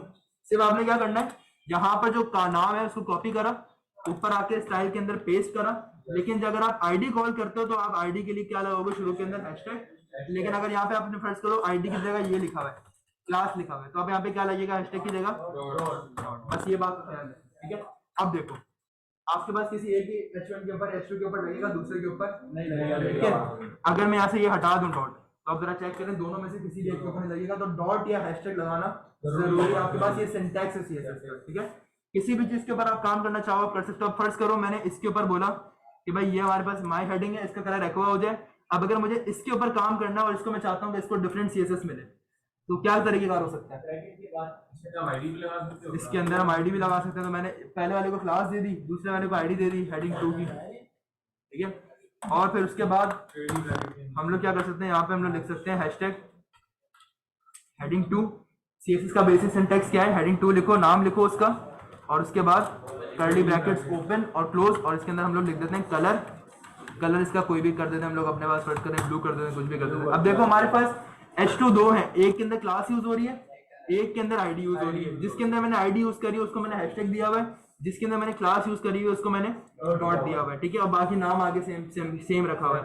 लेकिन एक चीज नोटिस करिएगा, मैंने यहाँ पर ना इसका स्कोप डिफाइन करा हुआ है कि माई हेडिंग के अंदर जितनी भी CSS है वो सारी की सारी कहाँ से शुरू होगी, यहाँ से शुरू होगी, यहाँ पे खत्म है। ताकि अगर मैं फर्स्ट करूँ किसी दूसरी चीज के लिए अपने पास काम करना चाहूँ तो मुझे पता हो कि मुझे इसके बाद काम करना है, ठीक है। तो कर्ली ब्रैकेट्स इसलिए जरूरी है, कर्ली ब्रैकेट्स के बगैर काम ना करिएगा, ठीक है। इससे आपको क्या पता चल रहा होता है कर्ली ब्रैकेट से कि यहाँ से शुरू हो रहा है और यहाँ पर आके खत्म हो रहा है। क्लास ये बगैर खाली एचटीटीपी दोनों पे, फिर दोनों पे नहीं, फिर जितने मर्जी मैच आगे देता ना उन सब पे वही CSS अप्लाई करेगा। अब जैसे फर्स्ट करो तो मैं कोई क्लाइंट बोलता है यार मेरी वेबसाइट के ऊपर मेरी जो फॉन्ट फैमिली है पूरी वेबसाइट के ऊपर वो यूनिफॉर्म होनी चाहिए। यूनिफॉर्म का मतलब क्या है, सेम होनी चाहिए। अब अगर फर्स्ट करो तुमने उसकी वेबसाइट के ऊपर पैराग्राफ लगाए, अब हर पैराग्राफ के ऊपर तो तुम जाके फॉन्ट फैमिली चेंज ही करोगे। तुम क्या करोगे, एक ही मतलब पी का टाइप खोलोगे, उसके अंदर फॉन्ट फैमिली डाल दोगे जो भी तुम्हें डालनी है। जितने मर्जी तुम पैराग्राफ आगे लोगे उन सबकी फॉन्ट फैमिली वही लगेगी वहाँ पर जो पी के ऊपर हमने लगाई है, ठीक है। और अगर फर्स्ट करो हमारे पास 3 पैराग्राफ है, उसमें से वो तुम्हें बोलता है कि ऊपर के 2 की अलग रखो और बीच वाले की अलग रखो, तो तुम क्या करोगे, बीच वाले को क्या तो क्लास दे दोगे या आईडी दे दोगे, उसको ऊपर कॉल कराओगे, उसके बाद जो CSS लगानी है वो लगा सकते हो, ठीक है। तो टैग सेलेक्टर और आईडी या क्लास सेलेक्टर ये बहुत ज्यादा इंपॉर्टेंट होता है आपके पास अगर आप बात करते हो CSS के ऊपर, ठीक है। हमारा पूरा कॉन्सेप्ट आज इसी के दरमियान घूम रहा है, तो हम लोग जरा चेक करते हैं इसको कि आई होप तुम लोगों को ये चीज समझ में आ गई होगी एग्जाम किस तरीके से करें, क्लास और आईडी वाली कहानी, ठीक है। इसके ऊपर हम बात करते हैं CSS की प्रॉपर्टी की। तो बहुत सारी प्रॉपर्टी है, जैसे एक प्रॉपर्टी है हमारे पास कलर की, एक है बैकग्राउंड कलर की। बैकग्राउंड कलर हम लोग अपने पास करते हैं यहाँ पर इसका कुछ इस तरीके से, और भी जरा चेक करते हैं हमारे पास कौन सी है। एक ओपेसिटी होती है, ओपेसिटी का मतलब पता है किसी को,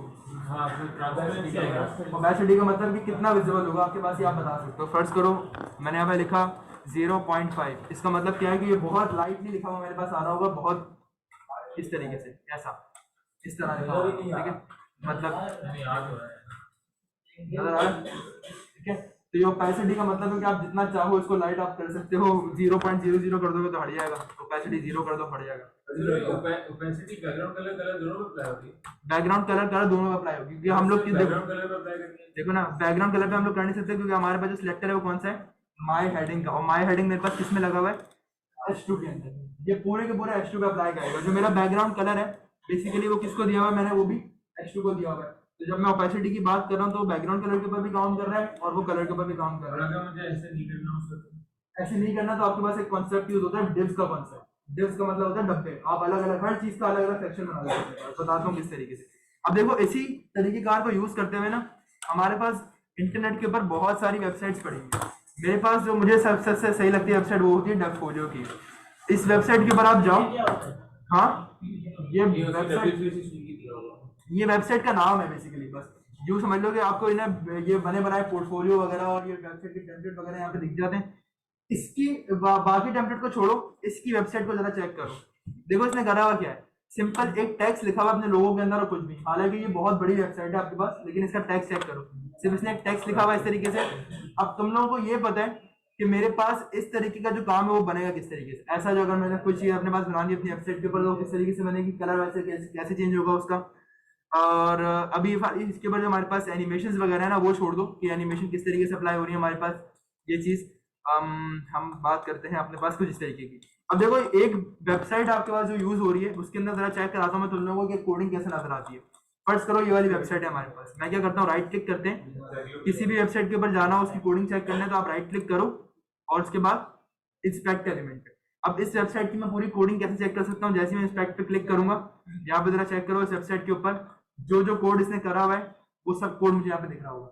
लेकिन एक बात याद रखिएगा कि देखें वेबसाइट के ऊपर जो इसने काम करा हुआ है इधर चेक करें, डेव डेव डेव डेव पता नहीं क्या क्या। देखो ए का टैग, ये पढ़ा था टैग ए का, ये इन्होंने कहाँ पे यूज करा, कितना अंदर यूज करा है देखो उन्होंने ए का टैग, ठीक है। उसके बाद एक और चीज बताता हूँ, यहाँ पे डिव के अंदर आते हैं, ए का टैग एक और आ गया, बटन, बटन के अंदर एसवीजी, एसवीजी के अंदर लाइन, एक और टैग एक और बताते हैं। यहाँ पर खोलते हैं, इसको खोलते हैं, इसको खोलते हैं, हमारे पास यहाँ पे ये बटन आ गया हमारे पास और भी देखो इमेज का टैग पड़ा था, मैं सिर्फ ये दिखा रहा हूँ आप लोगों को कि देखो जब भी कभी एक वेबसाइट किसी भी प्रॉपर एक फुल फ्लैश वेबसाइट के ऊपर आप जाते हो ना तो उसकी कोडिंग किस तरीके से होती है। आप लोगों ने अभी तक जो टैग पढ़े ना अपने पास वो बहुत बेसिक टैग है। जैसे आप इस वेबसाइट के ऊपर आए, आपने बोला कि ये जो टैग है मेरे पास कौन सा टैग आ सकता है, ए का टैग आ सकता है, ठीक है। इसी तरीके से ये भी हमारे पास कौन से टैग हो सकते हैं, ए के टैग हो सकते हैं। ये जो इसने लगाया भाई हमारे पास ये क्या है, या तो एक गिफ हो सकता है या तो इमेज हो सकती है हमारे पास, ऐसे हो सकता है। और इमेज कैसे लगती है हमारे पास, IMG के टैग के अंदर लगती है, SRC के टैग के अंदर लगती है। तो किसी भी वेबसाइट को अगर आप चेक कर रहे हो अपने पास तब आपको ये पता है कि उसके ऊपर बेसिक काम किस तरीके से होता है, पैराग्राफ कैसे बनता है, हेडिंग कैसे बनती है, बोल्ड कैसे होता है, कलर कैसे चेंज होता है, ये सब आपको पता है। लेकिन अगर हम बात करें किसी भी वेबसाइट की, फर्स्ट करो इसको बंद करते हैं, इस वेबसाइट के ऊपर चलते हैं। ये वो वेबसाइट है मेरे पास जो मैंने अपनी जिंदगी में सबसे पहले कभी अगर क्लोन करी थी ना तो वो ये करी थी, ठीक है। ये वैसे आसान है, ये तुम लोगों को बता दूंगा कि जब तुम लोग बूटस्ट्रैप वगैरह पढ़ोगे तो तुम लोग किस तरीके से काम करोगे अपने पास, ठीक है। इस वेबसाइट के ऊपर जरा चेक करो, ये भी वेबसाइट है, उस वाली वेबसाइट के ऊपर और इस वाली वेबसाइट के ऊपर दोनों में एक ही फर्क है। राइट क्लिक करते हैं, इंस्पेक्ट पे चलते हैं, इसकी कोडिंग चेक करते हैं। ये देखो नजर आ रहा है यहाँ पे भी वही सेक्शन वगैरह बने हुए सेक्शन, और एक टैग तुम लोगों को बहुत इंपॉर्टेंट नजर आ रहा होगा इसके अंदर, ये वाला div। तुमने चेक करा था उस वेबसाइट के अंदर भी एक टैग था div के नाम का, बहुत सारे टैग है, इसके अंदर भी एक टैग है div के नाम का। ये div बेसिकली है क्या, ये div आपके पास कुछ भी नहीं है सिवाय इसके कि ये एक डब्बा है, ठीक है। ये एक यूं समझ लो कि आपके पास एक बॉक्स है। अब ये काम किस तरीके से हो रहा है जरा चेक करो, ठीक है। इसकी लॉजिक को समझने की कोशिश करना। ये देख लो यहाँ पे एक नजर आ रहा है आपको, ये जो इमेज इसे रखी हुई है ये भी एक बॉक्स के अंदर रखी हुई है। ये बेसिकली क्या हो गया आपके पास, एक div हो गया। इस पूरे कंटेंट को चेक करो, ये देखो ये पूरा बॉक्स बना हुआ नजर आ रहा है, ये देखो ये बेसिकली आपके पास क्या है, div है। तो अगर आप इसकी कोडिंग चेक करो आपको नजर आ रहा होगा div के अंदर एक और div के अंदर div, जितने मर्जी div आप लगाना चाहो आप लगा सकते हो, ठीक है। इसी तरीके से यहाँ पर आओ, ये देखो ये चेक करो यहाँ पर कितने div बने हुए,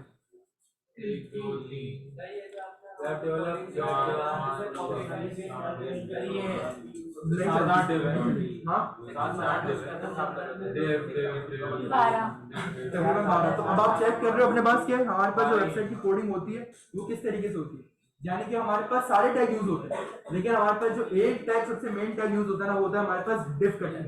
अगर div का टैग ना हो ना आपके पास तो आप अपनी वेबसाइट के ऊपर सेक्शंस नहीं बना सकते। जैसे रौनक का सवाल कि सर हमारे पास ये div जो यूज करते हैं हम लोग अपने पास, इसका मतलब क्या होता है, इसका मतलब होता है हमारी वेबसाइट के ऊपर छोटे छोटे बॉक्सेस बने हुए होते हैं। अब देखो इसकी वेबसाइट की अगर हम बात करें, ये बिल्कुल वही शेप वाला काम कर रहा है, आपके पास शेप है, सही कहा फसीम ने, बहुत जबरदस्त डेफिनेशन दी है इसकी कि div क्या है आपके पास, ये बेसिकली शेप है। इस शेप के अंदर आप कुछ भी रख सकते हो, इनको कोई अपना बटन रख दो, कोई पैराग्राफ रख दो, कोई हेडिंग रख दो। जैसे अब ये देखो इसने यहाँ पर कितने div बनाए में, फिर दोबारा 6 div बनाए और उसके अंदर सिंपल कुछ भी नहीं है, सिर्फ क्या लगाएंगे, इमेजेस लगाएंगे, ठीक है। तो आप इमेज भी लगा सकते हो, पैराग्राफ भी लगा सकते हो, हेडिंग भी लगा सकते हो, जो मर्जी आप चाहो आप काम कर सकते हो। अब ये div बनता है किस तरीके से जरा वो चेक करते हैं। इसने तुम लोगों को बेसिक नहीं बताएंगे, बेसिक हम लोग खुद चेक करेंगे अपने पास, ठीक है। कभी भी आपने div बनाना हो अपने पास तो आप कैसे लिखोगे अपने पास, H2 के बाद जाओ, यहाँ पे आप अपने पास लिखो div, देखो वहां पे भी div का टैग बना हुआ नजर आ रहा था आप लोगों को, ठीक है। यहाँ पे भी div आ गया आपके पास। अगर इस div के ऊपर मुझे इंटरनल CSS लगानी हो वो किस तरीके से होगा, इसको कोई क्लास असाइन कर सकते हैं या कोई आईडी, दोनों असाइन कर सकते हैं। तो मैंने यहाँ पे लिख दिया क्लास div, बल्कि यहाँ पे लिख देते हैं my div, ठीक है, कुछ भी लिख दिया हम लोगों ने। अब इसको हम ऊपर कैसे कॉल कराएंगे, डॉट my div, ठीक है, क्योंकि क्लास के लिए हमारे पास क्या यूज होता है। हाँ, अब यहाँ पर आने के बाद मैंने बोला कि भाई ये हमारे पास div, आप लोगों को पता है कि बेसिक डेफिनेशन क्या है div की, div is a box basically, ठीक है, कुछ भी नहीं है, सिर्फ एक बॉक्स है। अब बॉक्स के ऊपर ये बात याद रखिएगा कि अगर आपने div लिया और div के ऊपर आपने यहाँ पे लगा दिया बैकग्राउंड कलर कुछ इस तरीके से, यहाँ पर आप लेंगे बैकग्राउंड कलर और यहाँ पे बैकग्राउंड कलर फर्स्ट कलर इसका मैंने ब्राउन कर दिया। आप इसके ऊपर जितनी मर्जी CSS लगा दें div आपको कभी भी शो नहीं होगा। क्यों, उसका रीजन है, ये रखो हम लोग चलते हैं यहाँ पर अपनी वेबसाइट के ऊपर रिलोड कर रहे, देखो कुछ शो हो रहा है, हालांकि मैंने बैकग्राउंड कलर दिया है। ये बात याद रखिएगा div की अपनी खुद की कोई हाइट नहीं होती, इतना सा होता है ये बेसिकली div। इसको बकायदा हम लोग हाइट विड्थ खुद असाइन करते हैं, ये 1 पिक्सल से भी कम का होता है, इससे नजर ही नहीं आता, ठीक है, ह्यूमन आई से आप इसको नहीं देख सकते। अगर आपने इसको देखना हो तो आप क्या करोगे, इसको अपनी मर्जी की हाइट असाइन करोगे। कैसे, देखो हम लोग इस div के अंदर चलते हैं और यहाँ पर हम लोगों ने क्या करा, अभी तक इसको बैकग्राउंड कलर दिया था खाली, अब हम क्या करेंगे यहाँ पे इसको दे देते हैं। जैसे ही मैं इसको हाइट दूंगा, हाइट हमेशा किसमें दी जाती है, पिक्सल्स के अंदर, तो मैंने यहाँ पे लिखा 300 पिक्सल्स। जैसे हम लोग यहाँ पे करते हैं चेक करो, हमारे पास एक बॉक्स बनकर सामने आ गया। अगर मुझे इसकी विड्थ अभी कितने आ रही है, पूरी 100% आ रही है, इसकी विड्थ अगर मुझे कंट्रोल करनी हो तो मैं कैसे करूँगा, चौड़ाई इसकी परसेंटेज में भी कर सकते हैं। परसेंटेज में भी कर सकते हैं, पिक्सल्स में भी कर सकते हैं। मैं बात करता हूँ परसेंटेज में, तो मैं विड्थ को कर देता हूँ यहाँ पे 50%। इसका मतलब क्या होगा, आधे पेज के ऊपर आ जाएगा हमारे पास। तो जिस तरीके से देखो, तो अब यहाँ पर इस वेबसाइट को जरा गौर करो और इस वेबसाइट को गौर करो। देखो तुम्हें बॉक्सेस बनाना नजर आ गए, या फिर तुम चेक करो, ये तो तुम्हारा वेब पेज बना हुआ है, जिस बंदे ने ये वेब पेज बनाया है ये चेक करो, इसने भी अपने पास एक बॉक्स बनाया हुआ है इस तरीके का। यही काम हम लोगों ने यहाँ पे करा हुआ है, बॉक्स बना के। सेम आप अपनी वेबसाइट को क्या कर रहे हो अपने पास, अब आप अपनी वेबसाइट को स्ट्रक्चर करना शुरू कर रहे हो दूसरे की वेबसाइट देख के। हाँ, तो डिव में स्पेसिंग और पैडिंग भी लगा स्पेसिंग और पैडिंग वगैरह आप अपने पास लगा सकते हो, लेकिन अभी ये दिमाग में ना लेकर आओ, ये कॉन्सेप्ट अभी हमारे पास क्या है, बेसिक के ऊपर काम कर रहे हैं। ठीक है, हम लोग क्या कर रहे हैं, अपने पास ये है बेसिकली हमारे पास किसी भी किस्म का div। अब आप अपने डिव के अंदर कुछ भी लगा सकते थे, मैंने बताया था, इमेज भी लगा सकते थे, पैराग्राफ भी लगा सकते थे, हेडिंग भी लगा सकते थे। तो मैंने क्या करा, इस डिव के अंदर आया, इसके अंदर मैंने करी इंडेंटेशन। मैंने डिव के अंदर एक और पैराग्राफ का टैग खोला और इसके अंदर मैंने कर दिया लॉरेम 5। ठीक है, इस पैराग्राफ के ऊपर अगर मैं जाऊँ तो जरा चेक करो, मेरे डिव के अंदर पैराग्राफ लगा हुआ नजर आ रहा है आपको। ठीक है, इसके अंदर ही अगर मैं चाहूँ तो मैं अपने पास हेडिंग भी लगा सकता हूँ। हेडिंग में लगाना चाहूँ तो मैं यहाँ लिख दूंगा लॉरेम 3। देखो हेडिंग भी हमारे पास इसके अंदर आ गई। अगर मैं चाहूँ इसके अंदर इमेज लगा दूँ तो इसके अंदर मैं अपने पास इमेज किस तरीके से लगा सकता हूँ। यानी कि बेसिक कॉन्सेप्ट समझ में आ रहा है आप लोगों को। डिव बनाया आपने और डिव बना के आप उसके अंदर काम कर सकते हो। अभी ये फर्स्ट करो आपके पास एक डिव है, एक डिव की जगह आप मल्टीपल डिव बना सकते हैं, लेकिन एक मसला होगा आपके पास। वो क्या, आपने देखा दूसरे की वेबसाइट के ऊपर ना डिव एक के बाद एक के बाद एक ही लाइन के अंदर आ रहा है। आपके जो डिव आप बनाओगे ना वो एक के नीचे एक ऐसे आ रहे हो। ठीक है, उसको रिजॉल्व करा जाएगा और करेंगे नेक्स्ट क्लास के अंदर, नेक्स्ट क्लास के अंदर हो सकता है इंशाल्लाह हम उसको रिजॉल्व करें। घबराने की जरूरत। अभी क्या है, किसी भी बंदे की वेबसाइट खोलो, उसके अंदर उसने डिव किस तरीके से बनाया हुआ है, बॉक्स किस तरीके से बनाया हुआ है, उसको क्लोन करने की कोशिश करो अपने पास यूजिंग दो चीज तुम लोगों ने अपने पढ़ी है, बैकग्राउंड कलर वगैरह है, जो भी कलर वगैरह तुम लोगों ने पढ़ा है। कोशिश करो कि तुम उसको अपने पास डिजाइन कर सको या कॉपी कर सको। अगर तुम कर ले तो उसका मतलब ये है कि तुम्हारे सीएसएस के जो सिंटैक्स है वो क्लियर है। यहाँ तक तुम्हारे पास कहानी हो गई, सब ये समझ लो तकरीबन ये सही हो गई। ठीक है, हम लोग बात करते हैं यहाँ पर। अगर मैं तुम लोगों को बोलूँ कि लेट्स सी, इमेज इस तरीके से लगाएंगे भाई। यहाँ पे जाओ, इमेज को डाउनलोड कर लो, फर्स्ट करो, मैं इस इमेज को डाउनलोड कर लेता हूँ। मेरा फोल्डर है मेरे पास यहाँ पे, चला दिया। ठीक है, यहाँ पर हम लोग आते हैं, अपने पास IMG लिखते हैं। IMG के अंदर सोर्स के अंदर क्या करूँगा, मुझे IMG 2.jpg, बस ये काम हम लोगों ने करना है, हमारी इमेज लग जाएगी। अगर आप चाहते हो कि इमेज के ऊपर मैं एडिशनल हाइट वेट लगा सकूँ तो आप इस पर भी काम कर सकते हो। अब जरा चेक करो, हमारे डिव के अंदर हमारी इमेज लगी हुई है, लेकिन ये इमेज बहुत बड़ी है, आगे क्या कर रही है, डिव से बाहर जा रही है। तो हम लोग इसको क्या कर सकते हैं, इसकी हाइट वेट सेट कर सकते हैं अपने डिव के हिसाब से। तो मैंने यहाँ पे बोला भाई फर्स्ट करो, हाइट इसकी हो जाए 300 पिक्सल, विड्थ इसकी हो जाए 100% भी कर सकते हैं हम लोग अपने पास, 100% कर दो या कुछ भी कर दो। देखो एक मसला, मुझे एक कॉन्सेप्ट बताओ, मैंने इसकी विड्थ करी 100%, पहले इसकी विड्थ बाहर जा रही थी, मैंने जैसे 100% करी है पूरे डिव के ऊपर फैल गई। ऐसा कैसे हो सकता है, ये कौन सा कॉन्सेप्ट है, सोचो जरा। 100% लिया इसने डिव का 100% लिया। देखो ये हमारे पास जो इमेज है, अगर मैं इस इमेज को यहाँ से उठाता हूँ, कंट्रोल X करके इस डिव से बाहर रख देता हूँ, इसका मतलब क्या होगा, इसका मैंने 100% दिया, इसका मतलब पूरे पेज पे होगी। लेकिन अगर अब देखो कुछ इस तरीके से नजर आ रहा है, मेरी जो इमेज है पूरे पेज के ऊपर फैल गई है। ठीक है, लेकिन अगर यही काम मैं अपने पास कुछ ऐसे करता हूँ कि कंट्रोल Z, इसको मैं अपने पास डालता हूँ किसके अंदर, डिव के अंदर। देखो मेरा डिव यहाँ पे खुल रहा है, बंद हो रहा है, सारी चीजें मेरे किसके अंदर है, डिव के अंदर। ये सब मैंने अपने बॉक्स के अंदर डाला है। तो जैसे ही मैंने इसकी विड्थ दी है 100%, ये देखो ये पूरे पेज के ऊपर नहीं फैली, इसे कहाँ तक रहेगा, मेरे डिव के अंदर तक रहेगा। तो ये कॉन्सेप्ट आपके पास बहुत ज्यादा यूज होगा जब आप अपने पास काम करोगे वेबसाइट डिजाइनिंग के ऊपर। अभी डिजाइन करना हम लोगों ने नहीं शुरू किया। हाँ सर बाय डिफॉल्ट अगर हम स्पेसिफाई नहीं करें विड्थ, तो वो अपनी एक्चुअल साइज में मिल जाएगी। एक्चुअल साइज में जाएगी। हाँ सब हम लोगों ने सर, काम वो करना है कोडिंग में जाए। वेबसाइट के ऊपर। हाँ क्या कह रहे हो, काम क्या करने में? इसमें आपने काम क्या करना है, अभी तो फिलहाल प्रैक्टिस करनी है। अभी हम लोगों ने देखो हो सकता है तुम लोगों के दिमाग में एक चीज हो कि हम लोगों ने डिजाइन करना शुरू कर दिया। डिजाइन तो अभी शुरू हुआ ही नहीं, हम लोग डिस्कस कर रहे हैं बेसिक्स, क्लास क्या होती है, आईडी क्या होती है, टैग क्या होता है, डिव्स क्या होता है। अब जो नेक्स्ट क्लास हमारी होगी ना, उसमें हम लोग बकायदा डिजाइन करना शुरू करेंगे किसी भी चीज को। ठीक है, तो अभी तक फिलहाल आपने क्या करना है, जो बनाया हुआ है ना मैंने, उसी की प्रैक्टिस कर लो, अपने दिमाग से कुछ सोच लो, किसी वेबसाइट के ऊपर चले जाओ, वहां पे कोई चीज चेक कर लो, ये कैसे बनाया हुआ है, उसको ड्रॉ करने की कोशिश कर लो, ऐसे कर लो। यूएल और ओएल का कांसेप्ट आपके पास तो देखो बहुत पुराना है, यूएल आप बताइए। सर कोडिंग पे चलते हैं। एक मिनट में मतलब बता सर अगर मैं इस स्क्रिप्ट के अंदर जो क्लास हमने से मिली है, मैं इमेज को इंटरनल में जाकर उसका सीएसएस करना चाह रही हूँ, लाइन करना चाह रही हूँ। इसको क्लास आईडी दे दें, ऊपर कॉल करा दें। क्लास ठीक है ना? आईएनजी को अलग से क्लास दूंगी मैं। हाँ, आईएनजी को अलग से क्लास से आईडी दें, ऊपर जाके कॉल करा, काम करना शुरू कर दो। ठीक है? अच्छा भाई, अब जिन लोगों ने प्रैक्टिस करनी हो वो इसकी प्रैक्टिस